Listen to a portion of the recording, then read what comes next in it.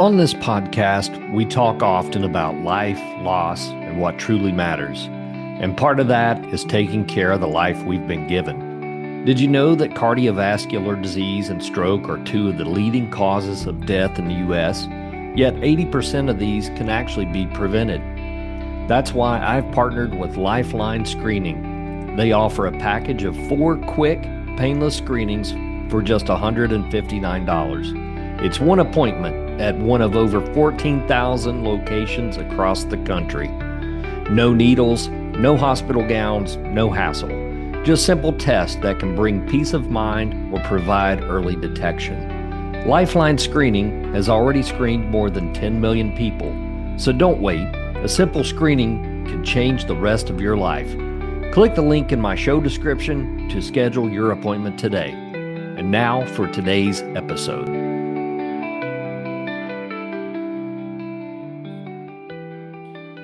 Welcome back to another episode of the Grief Observed podcast. My name is Brad Morrell. I'm your host. And if you would like to join me on an episode, you can find me on Facebook, TikTok, or Gmail, all under the name of Grief Observed Podcast. My guest today is Marie Cruz. She is a certified health and wellness coach, retreat facilitator, and best-selling author. Glad to have her on the show to talk about grief. Marie, thanks for joining me. Well, thank you so much for opening the space. Yeah. I'm a fan. If we tell our stories and share our process, we can help others heal too.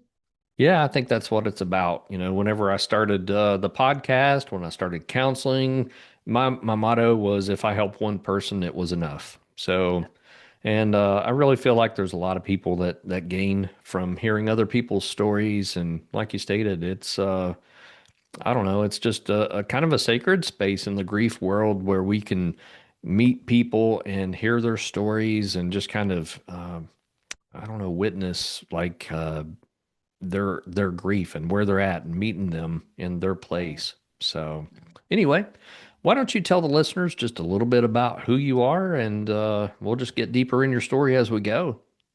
Absolutely. So I am, that's always stumps me a little bit It's a on how to sum it up. wide area, isn't it? Yeah.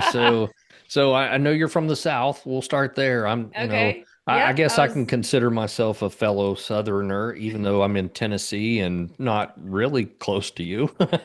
Right. I grew up in Southern Louisiana, still born and raised, still here, just outside of New Orleans in a little rural town. My family are Cajuns, a lot of family time together growing up.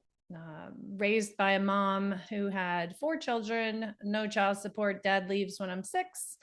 And of course, classic abandonment issues. My mom also had her own stuff going on. So she was depressed and exhausted. I had 2 children. So having 4, my brain can't even imagine the level of exhaustion she was under, but that made her very unavailable. Mm. So I kind of raised myself, and we grew up in the 70s and 80s. We were latchkey kids, we did whatever we wanted, which was fun until it wasn't, you Yeah. know. Yeah. Be home by dark, right? Like Well, that's yes and no. Mom was pretty exhausted and I was pretty exhausting. okay. So as a child, or as a young, especially as a teenager. So I got married young, had 2 babies by 21 on purpose. I always say I wasn't, I was just desperate to Mm. repair what I didn't have, to try to build what I didn't have. It took me years and years to figure that out. So through my 20s, I was married to a man who was just a good human, but a very traumatized, broken human, had probably one of the worst lives of trauma that I've ever had witness to. And he Mm. just couldn't overcome it. So he just got into some really bad drugs and escaping his pain. It took me years to let go of the anger of that because it hurt our life and our children. But what it brought me through my 20s was a deep, desperate desire to figure myself out, Mm. to I knew if I didn't make it, my children wouldn't make it. And I wasn't sure he would make it, but we went at it, relapse for 8 years. But during that time, I was able to really gain a lot of therapy, group therapy, individual therapy, couples therapy, and 2 nights a week I went to Al-Anon, which is for families of alcoholics and addicts. So I immersed myself in introspection, in healing, and looking at learning family patterns. I often say that's where my education came from, because I learned so much. And then when I was 30, I had enough and I left, or I made him leave. And then my life started over. And so I often say that I have gratitude now for where that situation brought me, because had he just been an alcoholic, I may not have ventured into all of the therapy. I may have just, my capacity to, my bottom was pretty low, so I may have just worked around it, and tolerated it. I don't know. Anyhow, Yeah, I feel like most people get into mental health and coaching and anything that's going to better other people because of their own experiences. It's like I know for a fact that I got into mental health to figure out myself and my family. It's just what we right, do. It's like and maybe it is about trying to help future generations, like how can I ensure that my daughter doesn't have anxiety like the rest of my entire family, and right, sadly she does. And it's like, okay, now how do we get her to a place where sure, she doesn't pass this on to her children, and sure. it's Well, it's just healing that next, healing as much as we can, and then don't have it as bad. that's right. So we hope, and then Yeah. it kind of waters it down, I think, through the generations. But I can remember early on. So if you get this picture, part of my healing, recent major integrative healing, has been to be able to look at who I was in my 20s and give myself that credit, which is, we Hmm. just don't do enough. Right. So all I could see is what my kids, what effed them up, for lack of a better term, the way I was. But I was 22 years old with a 4-year-old and a 1-year-old, Hmm. going to therapy 4 days a week with the help of extended family helping me with the kids, or he and I would switch off. Because when he was sober, he was great. So I was doing all of that. And in that, I was in this specific therapy with these 2 much older ladies, and they ran these group therapies, like Gestalt therapies, serious stuff. Wow. Yeah. But but I was fascinated by all of it. It was in me to heal, in me to learn. Now I believe I was being prepared for this next level of work that I'm in. But they pulled me aside and said, you just have a unique ability to just stop the flow of your own emotion to give feedback to people. And I think you should look into that. We could call it gifting, but blah, blah, blah. So I started going to college in my 20s with these kids and this craziness going on around me, to become a counselor. That, like, I wanted to go into the field, and Hmm. I just absorbed everything and loved it. So, and like we talked, I didn't actually finish that degree, but I learned through those years, and had other people see into me what I couldn't see yet, which was that I was uniquely qualified or called to this field. So those things really got me through, along with a lot of natural grit and tenacity. Mm. Got me through, because now I'm 30, I'm a single mother, undereducated, no money, no child support, because my husband's an active addict. And I'm repeating the cycle that I had done everything not to do. Like, Mm. I mean, everything in me railed at the idea of this marriage not making it, because it was my lifeline. And then, like I say all the time, I still had a decision. Now what are you going to do? Are you going to get depressed? Are you going to crawl in a hole? What are you going to do? Because I had a choice, and my choice by nature has always been to rise. So I figured it out. I got a job. I was back in school trying to finish the degree, got a job, kept moving, and kept in therapy and kept going. And eventually just got a better job, all the rest of the life story things. But then I ended up remarried at 37, 38, to a really amazing man who I like to say, people I think look at my life and they're like, oh, she found the right person, or oh, she got lucky, and those things are true. And they only happened because of the internal work I did. Yeah. My energy shifted to where I would attract someone like my husband, who was very healed, or, all of the things we can use for terminology. So I got remarried about 37, 38, maybe 37. And just continued to really blossom in my career, left corporate America, started an entrepreneurial business, and never really looked back. And I was living what I would call the dream at that point. Now, I was still working hard on myself because my husband was very healed and he was very intolerant, in a good way, in a healthy way. It was one of the things that helped me to grow of any of the truly crazy mindset that I kind of lived in. And so we were going along, things were really good. And when I was 42, we lost my mom suddenly to a heart condition.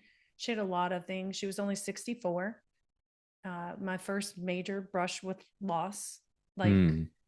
I had lost people in my life, but I hadn't lost anyone super in the inner circle, my family of origin, or even a best friend or something.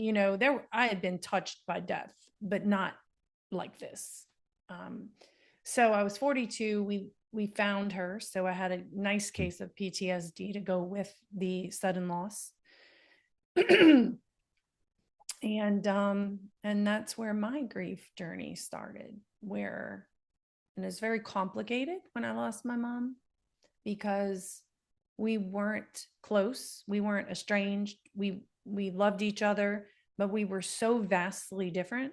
I was a child who had a capacity for introspection and knowledge and wisdom that she couldn't meet, not because she wasn't also intelligent and had that. She just was in her own vat of unhealed wounds. And so it caused a huge divide between us.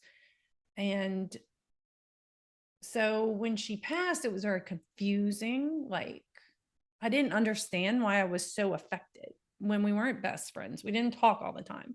We really loved each other and we got along fine. We were in all of our family events, which were many.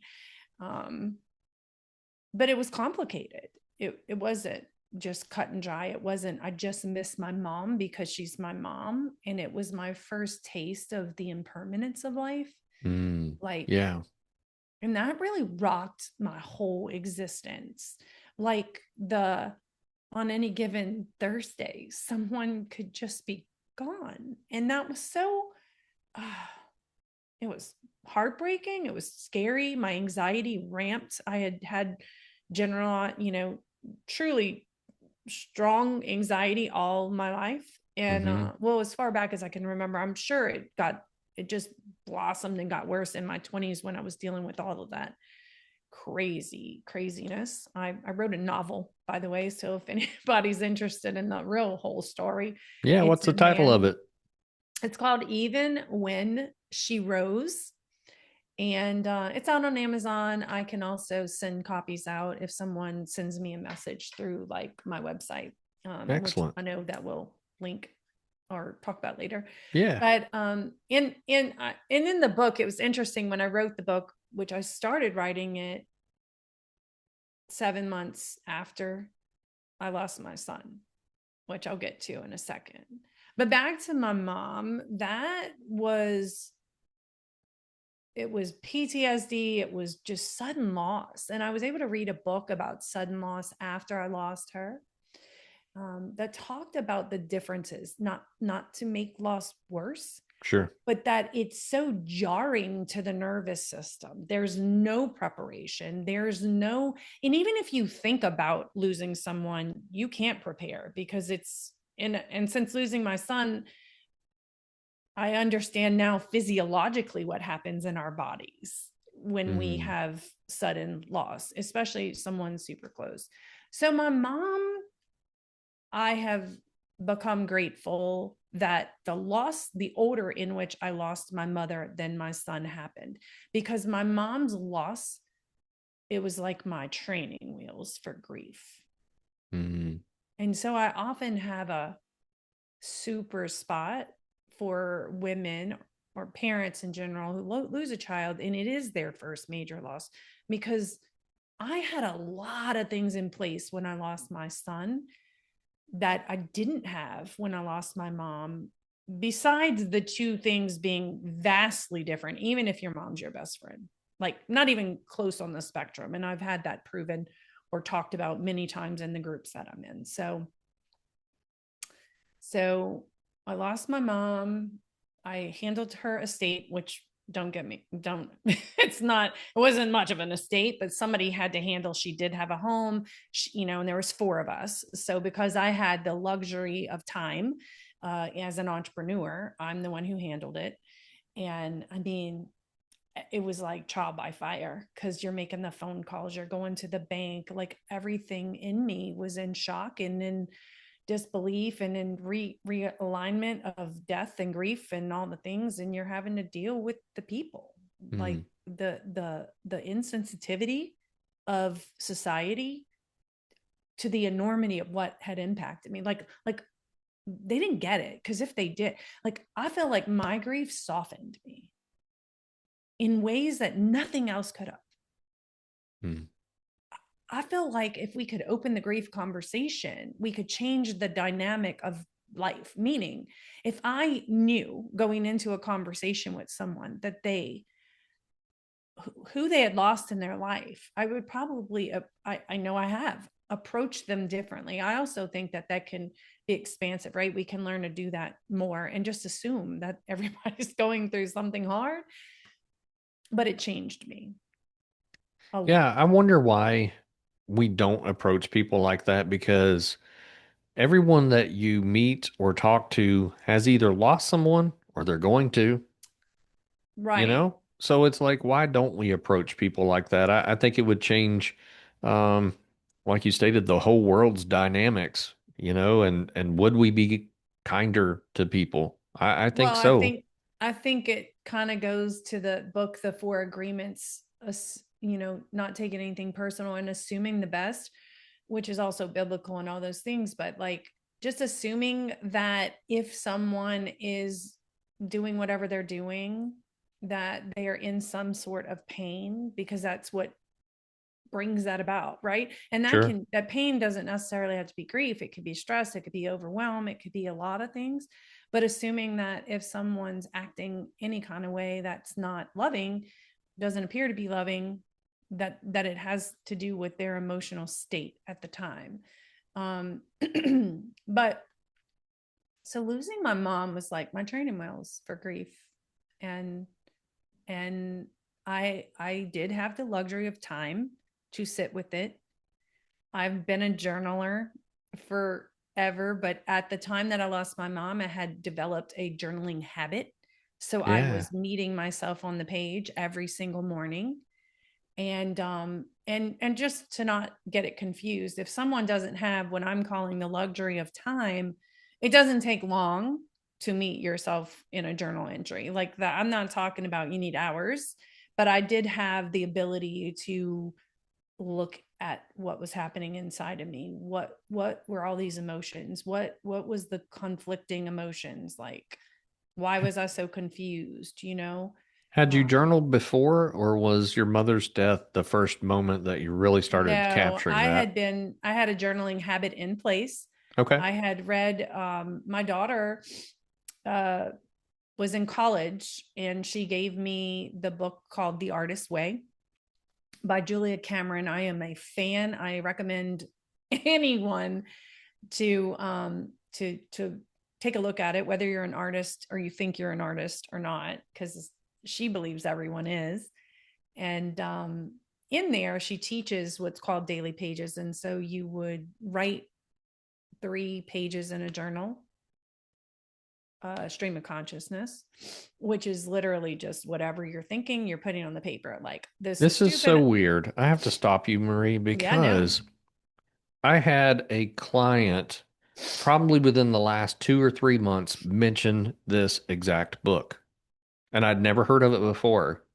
But they said, and correct me if I'm wrong, it's like it doesn't matter what you put down, just write. Just write. Is this Yes. the one? Yes. Okay. And if you look up, you don't even have to get the book. If you just Google stream of consciousness journaling, it is the place to start. Like, Now, it's let the me first ask thing that I teach. if I'm correct. This lady said this isn't to really go back and read. This is more of just getting it out on paper. Is Correct. that okay? Correct. Yeah. This And is interesting. it goes with this idea, and I've just recently been talking about this idea that when events happen, our survival brain, I think it's called the amygdala, but don't quote me on that. Well, you're going to quote me. But anyway, the survival part of us, the part of us that wants to just keep us safe, makes meaning out of everything. So Sure. when we make meaning, that energy, it creates energy, and the energy moves through us, right? So if you think about something simple, like somebody tells a joke, we make the meaning that it's funny, or it's not, and we think they're dumb. Or the joke is dumb. Sorry. But the energy, we laugh, and the energy moves through us and out. But when bad things, the meaning we make of something is bad, when that happens, often we stifle the energy, right? It doesn't feel good, so we don't let it flow through us, and it gets stuck.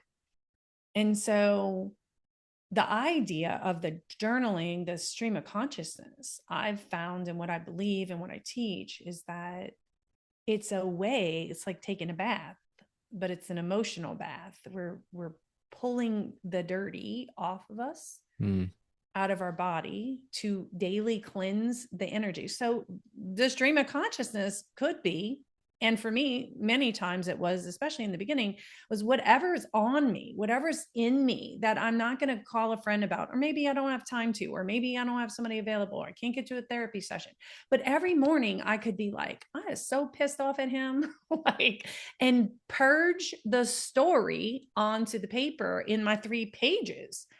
And in that way, I met me on the page. I gave myself permission to voice what was happening inside my body. And that was like a gold mine for me, because I have 80 million emotions and thoughts going on 24/7. I mean, I was just inexhaustible. And so that's what it's about. It's not for review. Yeah. Now, I have a process that goes into that, but the daily pages was for you to connect to you, for you to allow whatever's in you to come out on a daily basis. She didn't talk about therapy and all. She just gave you an assignment, says, do this every day for 3 pages. And I said, okay. And I did it.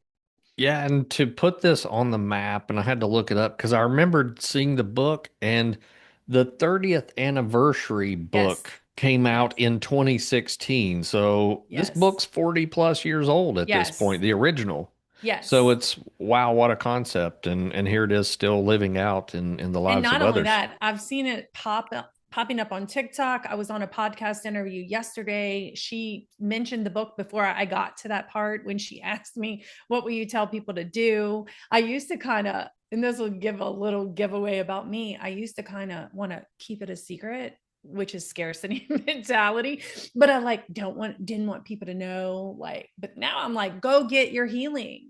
Go Yeah. find it, because what you need next is showing up. And if you're hearing this, then maybe that's what you need next. Hmm. Because the book isn't just about the 3 pages. The book is like these excavation of your soul, like these questions, these activities, these giving yourself permission to be human, to be dynamic and artistic and all the things. And so that's where I started. And I want to say I have gotten this date. I need to write it down, but I want to say it was 2013 or 14 when I got the book originally and started, but it could have been 15. I don't know. I had a solid daily writing process, journaling habit going on when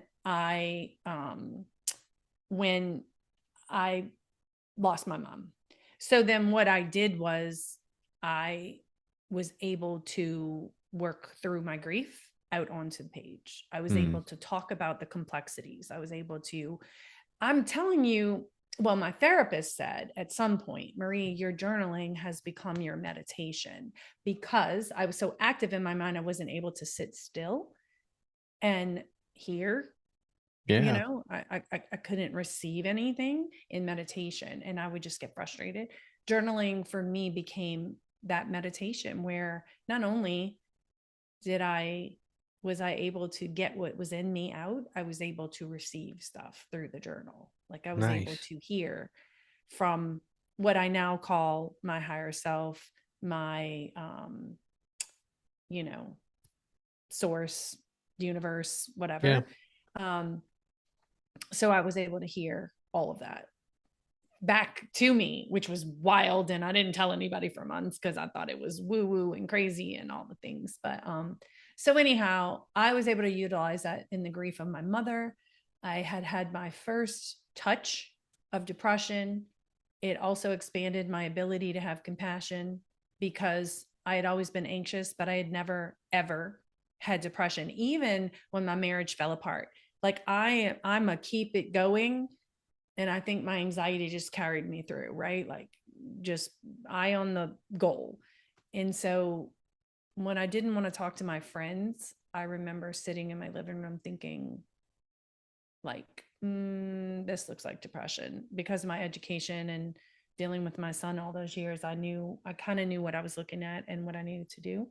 So I went back to therapy and started, dealing with that. And then in 2017, 20 months, so just a little less than 2 years after losing my mom, my son left us Mm. um, by suicide, and with no warning.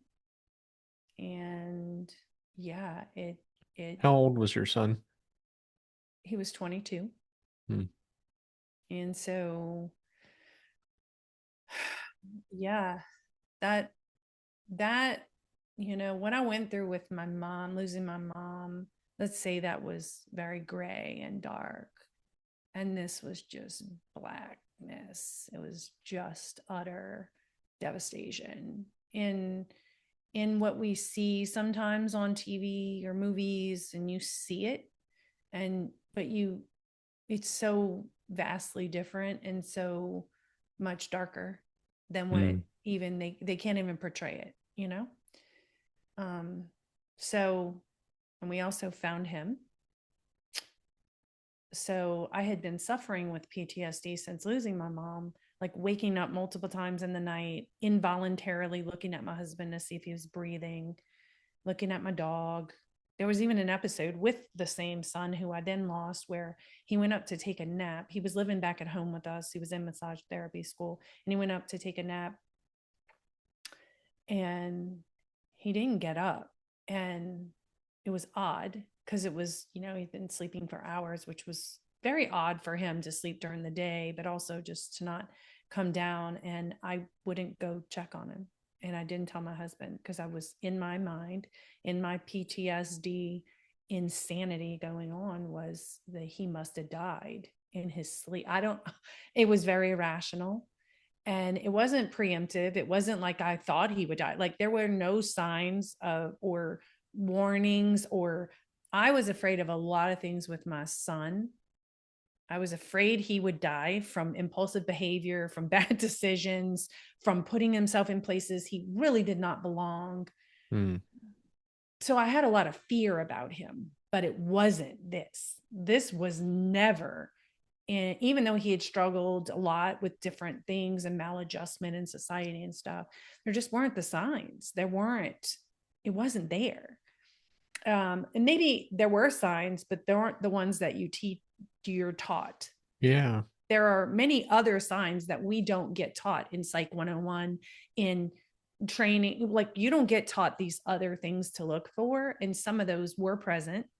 But when the main ones aren't there, when they're not bathing, they're not giving their stuff away, when they're not hybrid, like, he was functioning, he was doing probably as well as he had ever been. I mean, truly, he was on a path. 2 weeks before, I said, I think he's gonna make it. And when I meant make it, was not like live. I meant like find his Do way, well. Yeah. do well, Yeah. be happy, which is literally what I had been trying to help him accomplish for 22 years. And it wasn't that he was unhappy. Like, he was the happy one in the group, in the people he worked with. He was the one they talked to. He was the quintessential person who often their answer to their own pain will be to leave. And so I've learned so much since we've lost him. And yeah, so we found him, and it was wild what my brain did in the moments, like confused at how this could happen to me again. Not, it was like meaning making, like pattern, trying to solve the pattern instead of the reality. It was wild how my mind just kind of took over my body, whatever. It was wild. And Yeah. so Two sudden losses very quickly. And, you had spoken about, there's a difference between a sudden loss and um, a loss that you can see coming, and it's not to uh, degrade or magnify a death in any way. Each death is different, but the fact that does the brain handle things differently when it sees it coming versus this is total shock? well, I think when the brain sees it coming, it's almost like you can't prepare for the grief, right? Sure. You can't prepare for what it feels like to uh what's the word? I want to say assimilate, but I don't know that's the word. You can't understand how it'll change you. Sure. With But you can, anticipatory your mind grief. isn't in shock. You're not Sure. in like, how the F did this happen? Sure. That's what happened to me first, both times. Both times I moved into function mode first, right? Hmm. But the minute I took a breath, it's like disorienting. It's your death is right here, and your brain doesn't know what to do with it, like, Yeah. at all. And the circumstances in which it happened to me, it kicked in my left brain, like trying to make sense of it. And maybe it was survival in that part, which was like trying not to look at the reality. Hmm. So I was trying to make sense of the pattern. It was wild. Yeah, there was a Swiss study that I read, I don't know, not too long ago, and it stated these widows who went through this study, they stated the anticipatory grief, an illness of their spouse, uh, did not prepare them for what was to come. And I don't That's think right. that you can ever prepare. I can sit here and tell you what I think I would do if my spouse died, but I have no idea until if she were to die, what I would do. And Well, what I hypothesize is probably largely different than what will really happen. Well, you know, it's interesting having gone through both of these major losses. I also am aware that conceptually, I cannot know what I would do if I lost my other child or my husband. And I also, by the way, came to the conclusion that I'm also not protected. Just because Mm, I've gone through the two I've lost doesn't make me shielded from more intense loss, which was scary for a long time. Like, you know, part of me would be like thinking, can we just get this over with? Like, mhm. you know, which is wild, but it's what the brain does.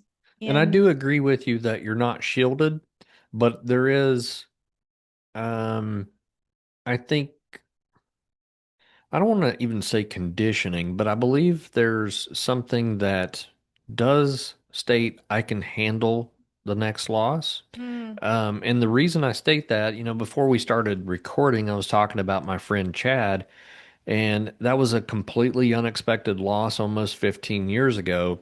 And then my father went down probably about well, I don't know, 6, 7 years ago, maybe not even that long. And I was just, I was crying and like waiting for them to arrive at the emergency room, not knowing what kind of condition my dad's going to be in.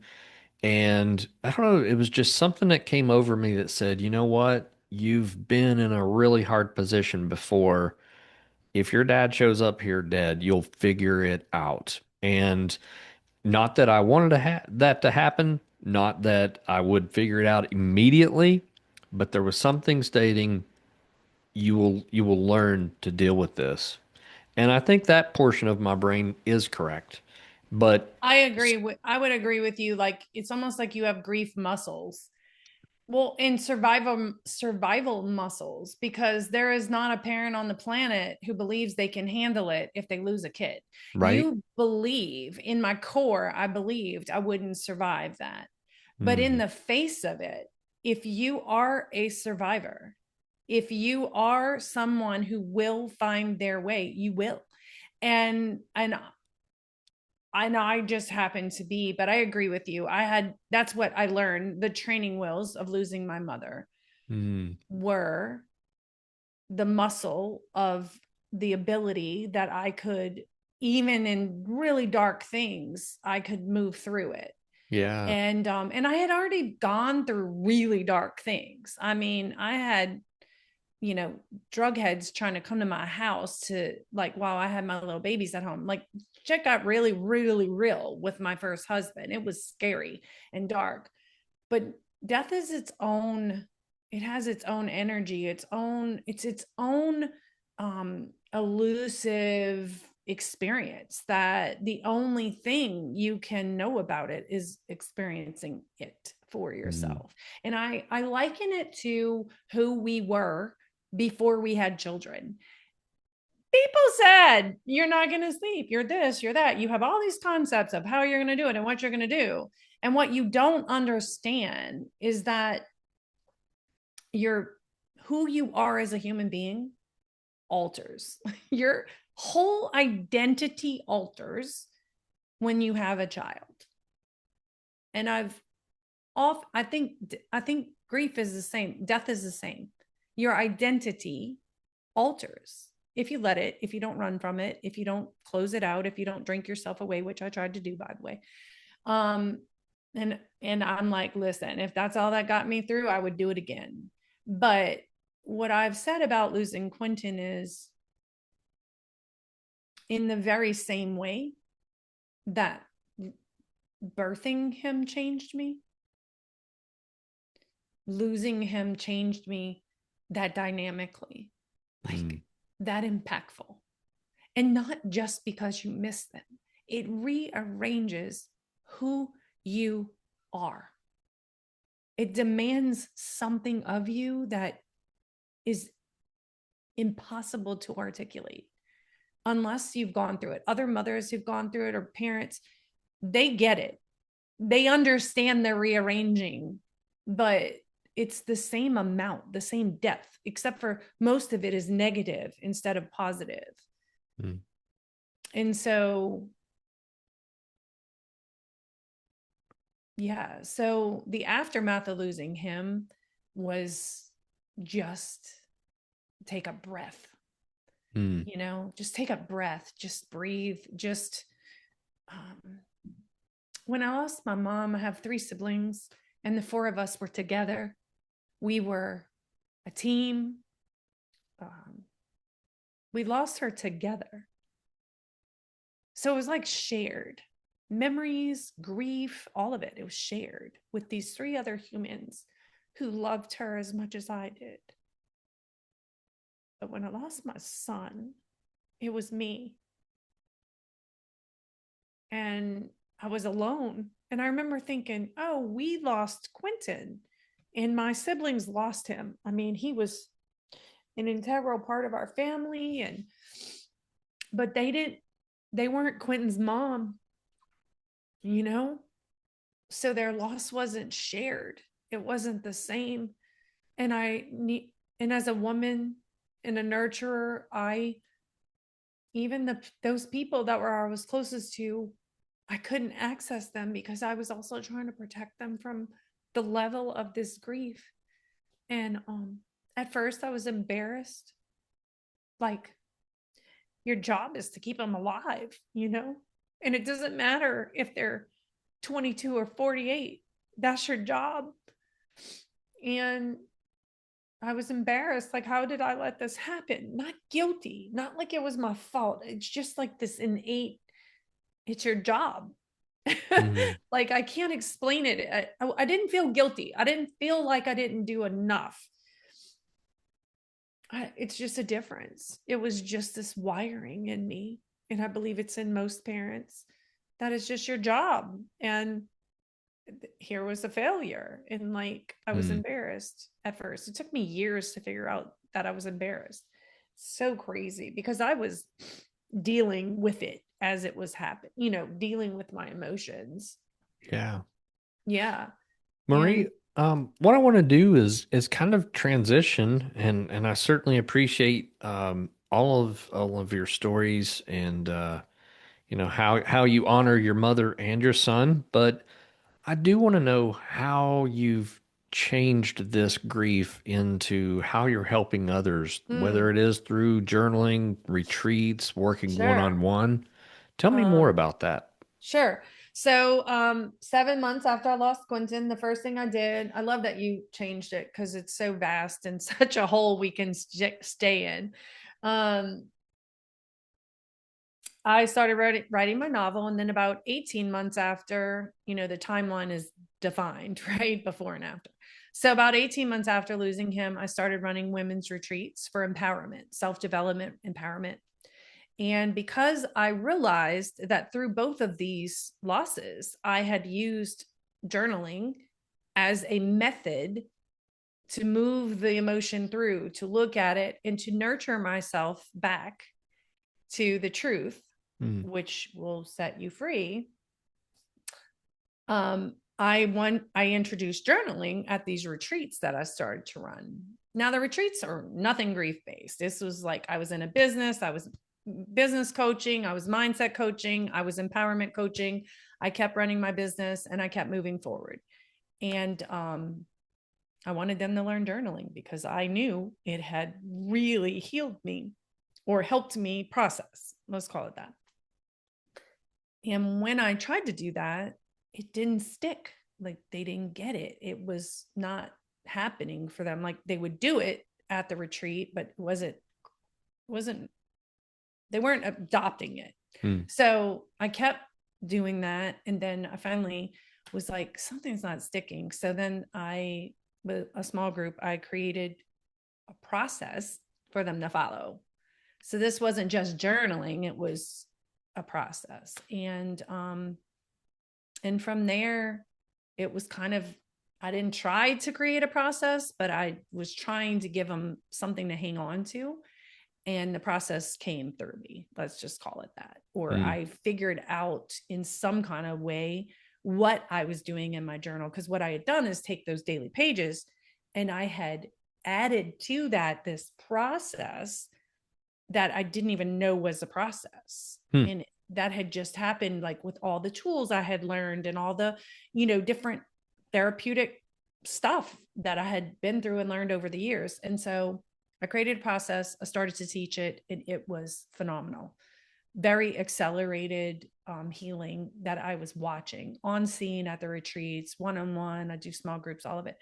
And the journaling process just took off, and people were like, oh my gosh. And I would hear from them like, oh, I've been doing this every day. It's, I'm able to get everything out and figure out what the truth is before I talk to my husband or engage with my child or whatever. So, right, you're doing less damage control.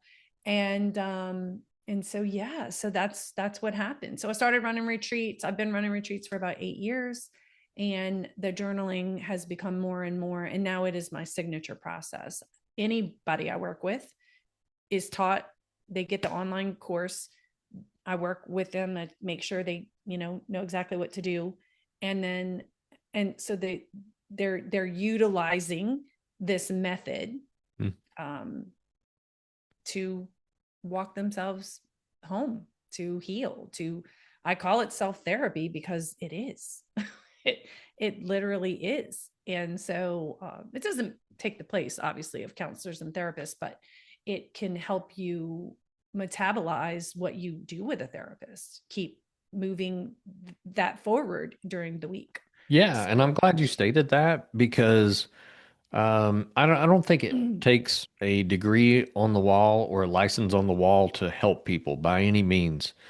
But one of the things that I tell my clients is I even if I give you the best hour of your week, you've got 167 other hours to go do something with, right? I can't be by your side 24/7. Yes. So by giving people the right tools, Yes. you can help them move forward in grief. Like it's not moving on, it's moving forward. How do I Forward.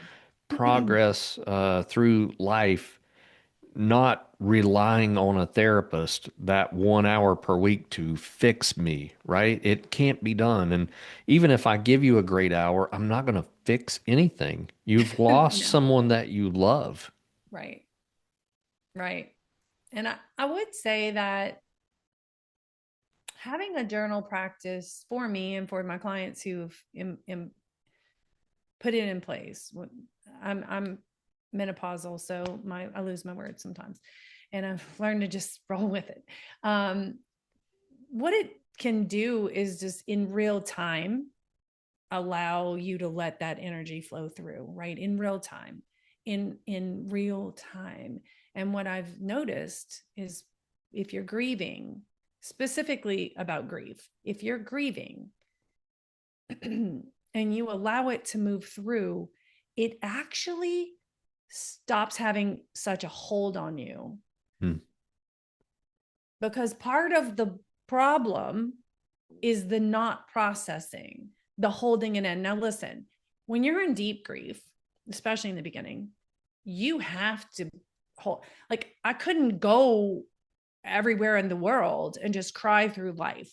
And everything reminded me of my son. So I had to container it. But when I had space, I had a safe place to just be raw and real. And I tend to be a little on the and people are like this. I tend to be a little like on the edge of, things like this. Like people would be like, well, they're getting a bench for their kid or whatever. And I'd be like, screw that. He should have stayed here and got his own bench. Like I'm just kind of real about whatever I'm feeling. Yeah. And not judging it. And so I feel like journaling gives you a space to be so raw and real with no judgment, except for the one that you're doing toward yourself, right? And so then you just get this exposure to what's really going on, and you get to just let it move and let it move and let it move. And, my therapist had told me one time, when an emotion comes up, if you just give it permission, you'll be amazed at how the resistance to it is what was causing most of it. And I found that with grief. Yeah. If I gave it permission, if I was allowed to cry on a Tuesday at 4:00, I wasn't sucking it in. It wasn't sitting here. It was always here, but like it wasn't like suffocating me because I gave it a voice. And I just said, today really sucks. And this is so unfair. Right. And so I gave it permission. And with that came some breath. Like I could just release it, you know? And I think about like a pent up uh, injury, like a wound that's festering. If you give it some, cut it open, let it breathe, you get relief from the pressure. And I feel like journaling can do that for people. Yeah. And it has. I really like the word permission, and it's something that I've used. And I don't remember if I did a TikTok video on it or if it was something that I'd mentioned in one of the podcasts. But what I have learned is people need permission in grief. And one of the weirdest things that people need permission to say is all of the D words: death, dying, died. Those are so, so hard. And a lot of people won't say them until I say them first, like in a counseling session. And a lot of times we use, you know, words that kind of knock the edges off a little bit. And I understand why we do that. But when we start stating those words like death, died, dying, it's this sense of reality that yes, this truly has happened. And It I brings start you to seeing more people, acceptance. yeah, yeah. And I start seeing people change. And Mm. it's because in a way I've handed them permission to say those words that they didn't know how to say before. Right. Or they're scared to say, or Yeah, yeah. absolutely. Yeah. And I it's had never weird to really think thought about that. about that. Yeah, I had never really thought about that. That'll be interesting to bring into this work that I do if it's a thing, you know. I hear what you're saying. A lot of times people will say they passed or I lost them hmm, or whatever those words are. yeah. And I don't think it's wrong to say those words. I think it kind of relieves people, I think, in a lot of ways to state, "Oh my gosh, you're telling me that's okay to say that this person died?" Like you Yes. mean like collective permission. Like the Yeah, more we use it, the more we give everybody else permission for it. it is true. And Interesting. now I do meet people where they're at. Like Of course. if I say, you know, I'm sorry to hear that your son died, and if I see that Sure. reaction, it's Sure. like, okay, I'm going to start softening my language with this person. Sure. But But it's kind of a caliber. it You get is a measurement of where they're at with that specific terminology or sure. And if I see them release a breath, it's like, sure. wow, okay, they need Sure. more of this. And I've really handed them that permission to really start using those words, and it does become more of their reality, you know, because there's nothing we can do to mask what that reality is. You know, it's we can use the you know, they've gone to heaven or they've passed on or they're you know, there's so many things. Even with animals, we use this, right? They went over the rainbow bridge or whatever it is. You Sure. know, it's we try to um, Soften. yeah, soften and even mask sometimes what's really happened. But if we get down Sure. to, uh, I, I don't know, just reality, it's, I think people can, it's hard to take that first breath when you say those words. Sure. But then when you're able to say, yes, this person is dying or this person died or they're dead, you know, I think there's more finality to it. And that's why people struggle with it, you Sure. know? Right. And when you've gone through it and like now that I'm in such a place of acceptance, I'm very careful with my terminology because it's so jarring to other people. Even suggesting that you lost, like even saying I lost him or he passed away, or that is jarring. People don't know what to do with profound loss. And so I find myself being very, I don't want to, careful is a close word, but I'm protecting me from their response somewhat too. Mm. Yeah. Which now I'm less like that, because now I'm just like, that's on you. If you don't know how to deal with, I love you, but this, I'm living it. So if you're uncomfortable for a moment, I'm sorry, but I'm not, responsible for that anymore. But I would say that the other thing I think people need permission for, I needed permission for, and I'm watching these moms and other people who've lost close people to them, is permission for peace, Mm. permission to play, permission to just feel anything but sadness. Often there is this barrier. Like, I remember the first time I was cleaning my house and put music on, and I'm a dancer, so I was like dancing in my living room, just cutting up. And I remember I thought it was reflexive. I thought, the thought, or the societal messaging is, how could you be okay? Mm. Your child is dead. Like, literally, that goes into my head. And I crumpled and cried and cried and cried and cried. And then it was the opening. It was the bridge. It was the thing that I became aware of needing to allow myself, and one of the things I say all the time is allowing peace and joy to coexist with my great grief, because it doesn't replace it, but they can coexist. I can be a mother who grieves, a Yes. mother who hurts, a mother whose child, I will never see him or touch him or hug him or hear him laugh again in this lifetime. I am her. And I can also be a woman and a mother who laughs at the memories and talks about what a little shit he was and and sees this picture and doesn't have to crumple, and a wife who can enjoy life and Mardi Gras and all the things. And I can be all of it at one time. But I had to give myself permission Yeah. to be all of those things, because society or our own internal dialogue messaging can be, how can you be okay? Yeah. And And I like the fact that you're talking about those things being able to coexist. And that is part of some therapies, that how can I accept that, my son is not here, but still be able to smile in certain areas and think positively. How can those sit beside of each other? And it doesn't seem like they can. It's almost like an on or off switch, left or right, right?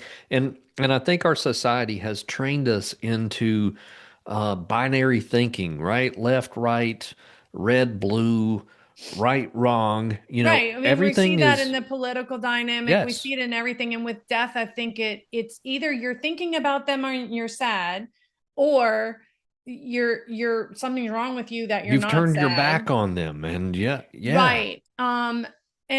And I, it's interesting, when I lost my mom, there's a book. Gosh, I have to write that down too. There's a book, but it talks about, it kind of rejects the simplicity of the grief process, like the stages.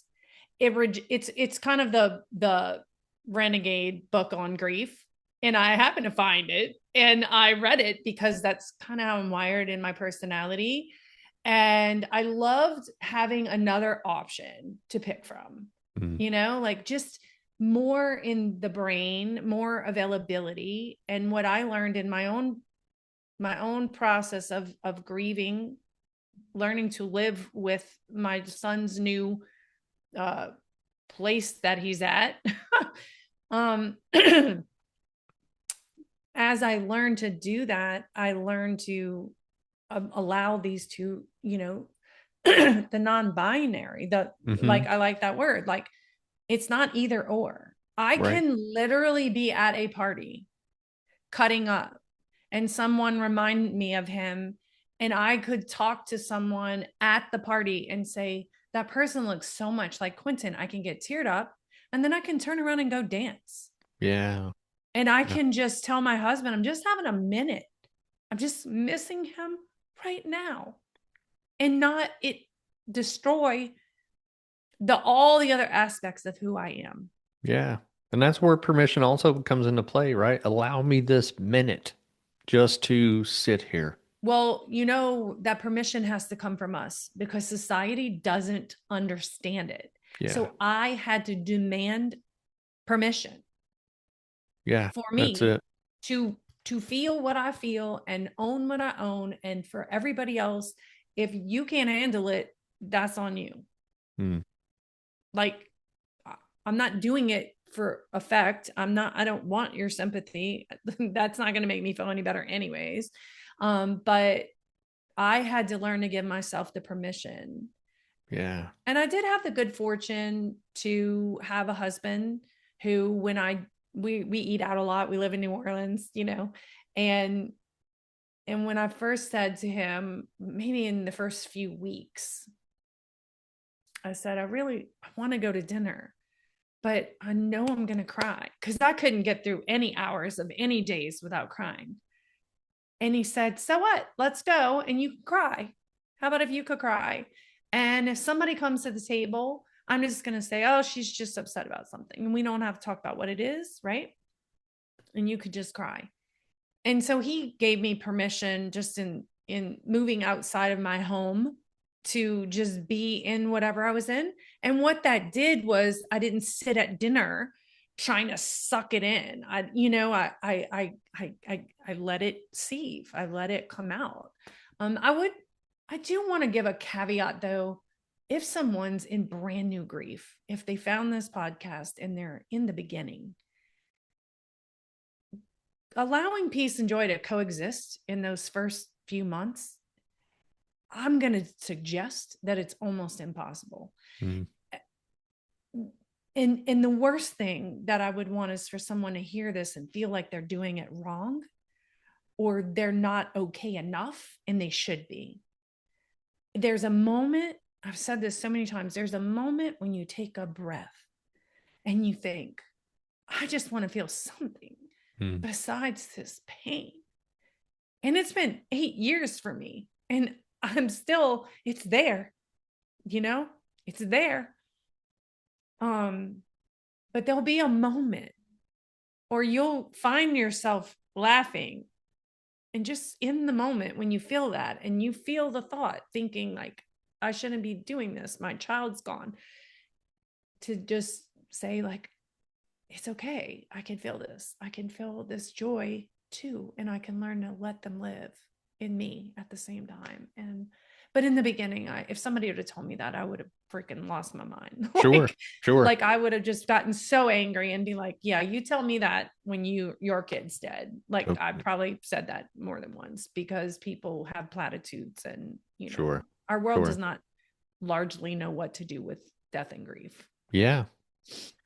Well, Marie, we're here at the end of our time. That was a quick hour, I'm telling you. But I do want to Yeah. leave you with any final words for listeners. And certainly we'll have to have you back on again because I think we could talk forever.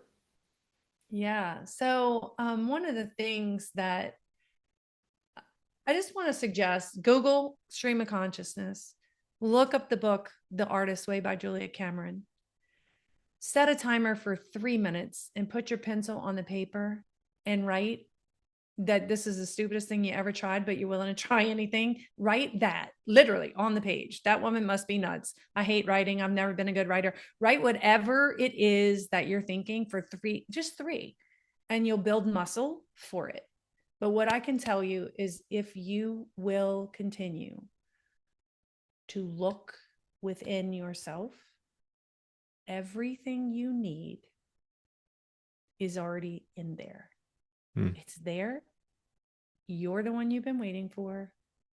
And all you have to do is keep looking, keep going within, keep asking the questions, keep seeking what you want. And one thing that I didn't share, which is right after I lost my son, I kept saying to myself in tears, bawling in a corner, crying, I would say, you're okay. You're okay. You're okay. You're okay. I said it probably 800 times. And most times, or lots of times, I said, I'm not okay. I'm not okay. And it was okay that it wasn't okay. Right. But then I would say, but I'm going to be. I'm going to figure this out. I'm going to Mhm. find my way through this. I'm going to be okay. I'm going to figure this out. I'm going to find my way through this. I'm going to find my way through this. And what you believe will come to pass. So society tells us we can't be okay if our kids die. And I'm here to tell you, you can be whatever you decide you want to be after your child dies. So that would be what I want to leave the listeners with. Awesome. Marie, thanks for being here. I appreciate your time. Thank you again for having the space for me. Yeah. And listeners, thanks for tuning in. I hope you've gained a lot from this episode. I will have Marie's information in the show description. Please go check out her website, Facebook, and her TikTok. And we appreciate you listening, and we will catch you on the next episode. Have a great day.